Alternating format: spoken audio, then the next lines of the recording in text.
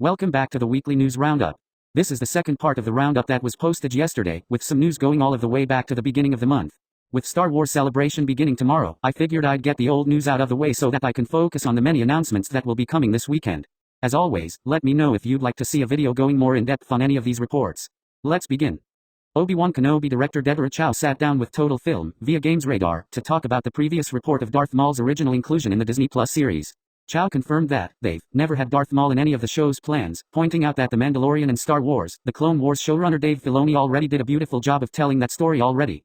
Chow continued by revealing that the decision to bring Darth Vader onto the show was not made lightly, saying that it made sense to tell the story of Obi-Wan and Vader since it's a very profound part of the titular Jedi's life. Lucasfilm's Star Wars Celebration website confirmed that Tales of the Jedi will be an animated anthology series of shorts ahead of its special panel at the Galaxy stage on Saturday, May 28. Star Wars official Twitter account shared that production on the upcoming Ahsoka Disney Plus series has begun. New evidence from Electronic Arts' quarterly earnings call points toward an official release date for Star Wars Jedi, Fallen Order 2 sometime between January and March 2023. In a slide showcasing the publisher's 2023 slate, they list the major IP in Q4, which begins on January 1, 2023, and ends on April 1, 2023 alongside a partner title, remake, and sports title. On a recent Twitch stream, gaming insider Jeff Grubb asked viewers to guess the new title for the sequel to Star Wars Jedi, Fallen Order. One user guessed the title as Star Wars Jedi, Survivor, which Grubb went on to confirm as being correct.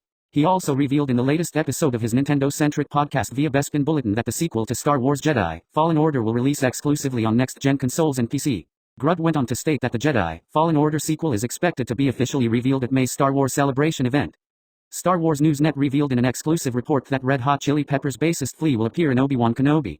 The extent of Flea's role in the Disney Plus series is unclear, but sources indicate his character will wield a cool-looking blaster. In talking with Gizmodo, Bryce Dallas Howard responded to questions about her interest in directing a Star Wars film, saying, "Oh, my goodness. I think it would take someone asking me." A new poster and trailer for the upcoming Obi-Wan Kenobi series were released to celebrate May the 4th, giving fans their first look at Darth Vader in the series. Disney Plus UK has listed the Obi-Wan Kenobi series with a TV age rating of 9+, which is notably lower than the live-action Star Wars Disney Plus series that have come before it. For reference, The Mandalorian was rated 14+, while The Book of Boba Fett was rated 12+. Obi-Wan Kenobi's rating is the same as Star Wars, Visions, although it's higher than both animated series in The Clone Wars and The Bad Batch.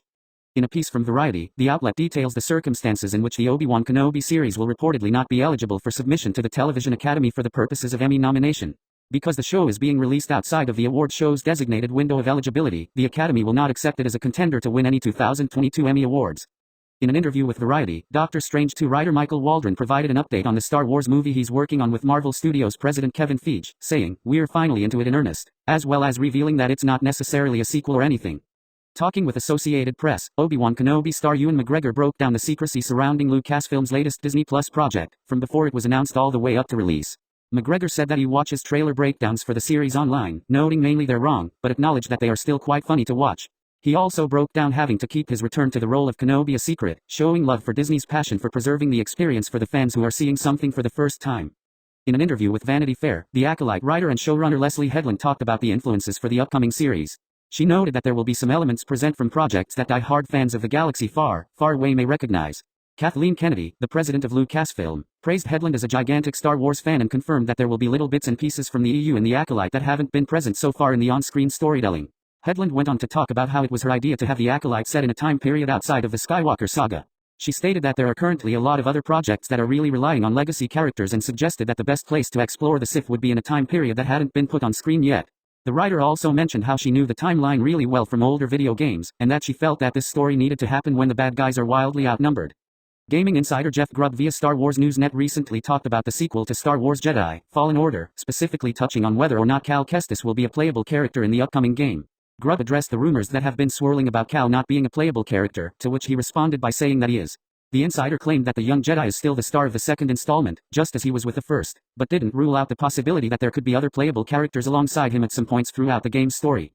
Andor showrunner and executive producer Tony Gilroy was recently interviewed by Vanity Fair to talk about the upcoming Andor series.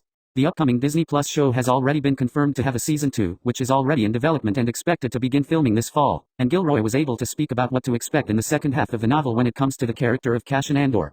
The showrunner confirmed as well that, like Season 1, Season 2 would also be 12 episodes in length. When Andor was first announced, it was planned to span 5 total seasons. Recently, the show's director of photography confirmed that it had been shortened to 3 seasons, but according to Gilroy, Season 2 will take cash-in into Rogue One, meaning that it could be possible, but not confirmed, that there will only be 2 seasons. The showrunner also teased that there will be some characters and plot lines throughout the series that won't intersect until Season 2. Gilroy also went into minor details about how Season 1 will begin with Cassian being recruited by the Rebel Alliance. He teased that the first 3 episodes would mainly focus around Cassian and that the show wouldn't start to expand out until after that. The Rogue One co-writer also noted that there would be a major event to happen by Episode 4 surrounding Genevieve O'Reilly's Mon Mothma. LEGO Star Wars, the Skywalker Saga released a surprise update to add 4 new capital ships, the Fulminatrix, Home One, the Invisible Hand, and the Venator, that can be fought against in space and unlocked. These encounters also come with 34 more Kyber bricks to be collected. Lucasfilm, via a new profile from Vanity Fair, confirmed that The Mandalorian Season 3 is eyeing a late 2022 or early 2023 release window on Disney+. Additionally, Andor is expected to release in late summer 2022 and Ahsoka in 2023. Light and Magic, a 6-part series about the legendary work of industrial light and magic, has been announced and will be available to stream on Disney Plus on July 27. In an interview with Total Film, Hayden Christensen sat down to talk about the upcoming Disney Plus series, Obi-Wan Kenobi, as well as if he will have a future in the Star Wars universe. While Disney or Lucasfilm haven't confirmed anything as of right now regarding the Ahsoka series, the actor teased that the extent of this journey is something that remains to be seen. But right now it is just a privilege to be appearing in Obi-Wan Kenobi. Christensen also expressed his excitement about returning to the franchise, and specifically mentioned that it was a lot of fun to get into the mindset and the emotional state of Darth Vader. During the majority of the actor's time in the prequel trilogy, he played Jedi Knight Anakin Skywalker and only got to spend a couple of scenes as Vader.